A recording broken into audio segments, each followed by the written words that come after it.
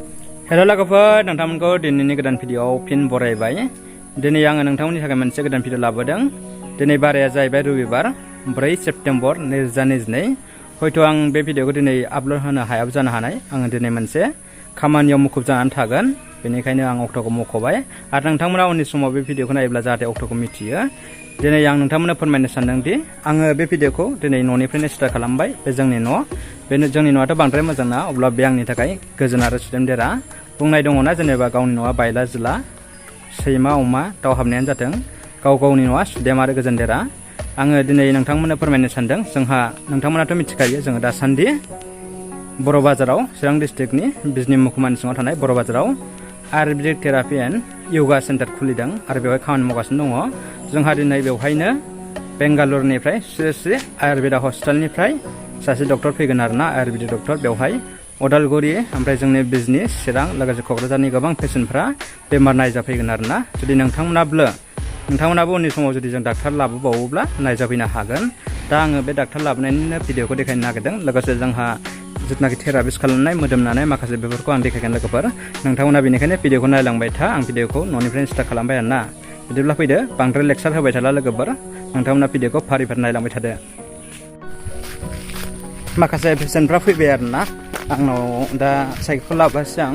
आब'नि फिसाजोआ, बिदांस्रिया स्कुलाव मोसानो थाङोनो। गाबोनथ' 5 सेप्तेम्बर ना, बे मोसानो सोलोंहैगोन, बेनिखायनो बे साइकेलखौ लांसिगोन। आं दा थाबायनानै फैबाय आरोना। आं एसे खारनोसै, थाब सहैनायनि बांद्राय गोजान जाया। जोंनि बर' बाजारा जोंनिफ्राय हमनानै ला 500 मिटार, आधा किल'मिटार थाबायनानै थांसै आं स्पिडनो। ओमफ्राय बर' बाजाराथ' बांद्राय गोबाव लाया, जेनेबा थाबायनानै थांबा 10 मिनिट बा 15 मिनिट, साइकेलजोंबाथ' 5 मिनिटआवनो सहैयो। दा आं थाबायनानै थांसै, खारनोसैबो आरोना, नांगौबा स्पिड थांनोसै लोगोफोर। दासान्दि बेहायनो फुरा बेस्थ' आरोना आयुर्वेदिक सेन्टाराव।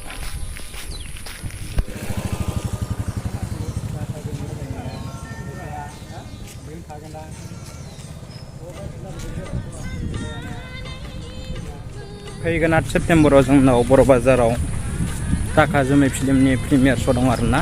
दा बेवहाय जोंहा फैला मेन्देला, ओमफ्राय लोगोसे बर'नि माखासे एक्टर एक्ट्रेस लिंसार, मनालिसा हाज'वारि, ओमफ्राय माखासे आर्टिस्टफोर फैगोन ना। ओमफ्राय बेवहाय आं थांगोन नायनो, ओमफ्राय माखासे भिडिअ' खालामनो हायोबा भिडिअ' खालामनानै देखायगोन आरोना नोंथांमोननि थाखाय। नोंथांमोना उननि समाव नायबानो जाबाय। आरो 8 सेप्तेम्बराव जागोन नालाय प्रिमियार श'आ, भिडिअ'खौ नोंथांमोना 9 सेप्तेम्बरनि उनाव नुनो मोनगोन आरोना। बर' बाजार 3D ब्लक आरोना, चिरां डिस्ट्रिक्टआव सेटलियाव मोनसे, ओमफ्राय नैबे बर' बाजार, ओमफ्राय मानिकपुराव मोनसे दङ आरो। 3 ब्लक दङ। 3नि मादाव मानिकपुरा बङाइगावआव गोग्लैयो, आदा आरोना। बे ब्लकनि थोंजों सानजायावनो जोंनि सेन्टारा बैजोंनो। दा नोंथांमोननो देखायनोसै। नैनो जोंनि बर' बाजार, नैहाय बेनार दंखायो नै, ओमफ्राय नैनो आरोना बर' बाजार Ayurvedic therapy and yoga centre. बेनो जोंना दा पेसेन्ट दंफैयो क'क्राझारनिफ्राय। बेनो जोंना न'आ बेनो आरोना, सासे मानसिनि जों न'खौ लादों आरोना।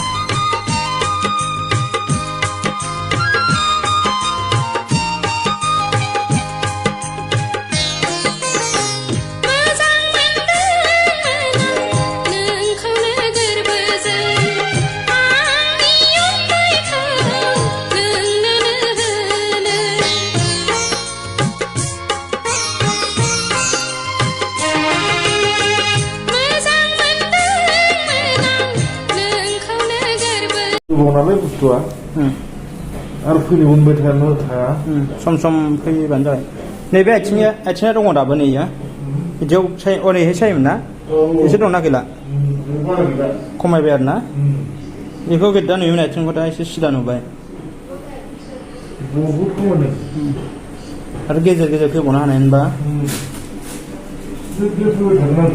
रोदिया थायोलै, रोदिया थैनो नागिरा ना थाबनो। बै रोदिया थैबासो माबा जायो।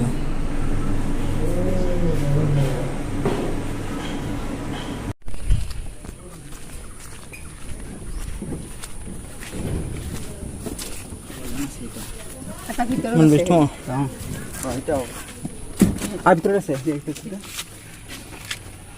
आदा सोमदोनाबो मुलिखौ रोगागासिनो आरोना। नैबे गारिजों लाबोदों मुलिखौ। मोनबेसे दंबावो? मोनसेल'सै? Menang dah deh. Aspiring lola hasil. Ta naifoरनो आरोना मुलिया ससे आयुर्वेदिकनि आरोना ससे कम्पानिनि बियो कम्पानि जेनेबा हमनानै ला ससेनि आरोना आरब लिभिंनि गासिबो आयुर्वेदिक मेडिसिन गोजानि इसोरो बिराद बुरजा लाबोदों आरोना मुलिखौ गासिबो दंजोबो ने मुलिया हे जानाय लोंनायबो दं माथो ने माबा माबि गाइखेरफोर मानि मोनो बेहाय गासिबो दंजोबो आरोना बेस्ट नेचारेल प्रडाक्ट आरोना नै नायलाय कनस'नि रासियाना दामफ्राबो एथ'नानै 150 बियो दामफ्राबो नैबे कासारि ओमफ्राय नै बिराद बेस्ट प्रडाक्ट आरोना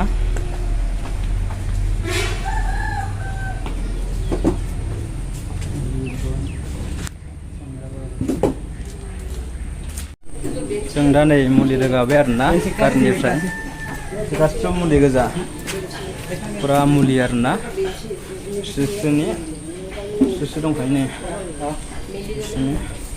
आयुर्वेदिक मुलि आरोना खोन्थाना हो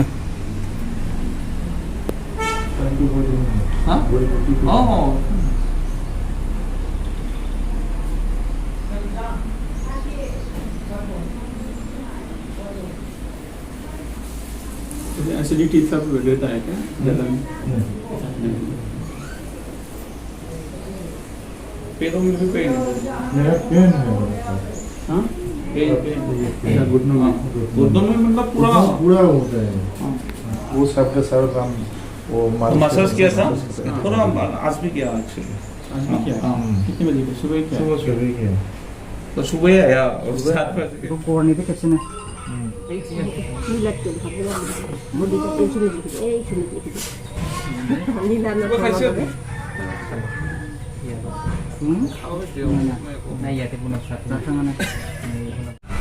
आं नायजाखांबाय ओमफ्राय बै बाजै सासे ओमफ्राय बै बाजै सासेया नायजासिन आरो नैबे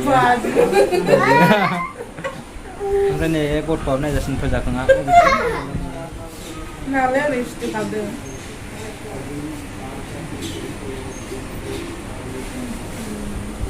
खामना देखालाय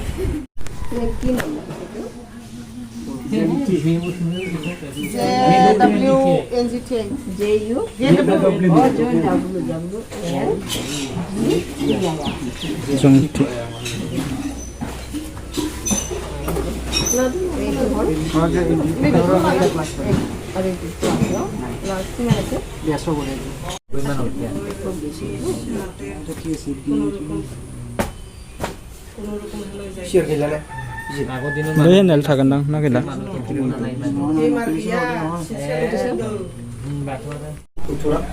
दहाय सफैदां फुङाव बङाइआवमोन dङ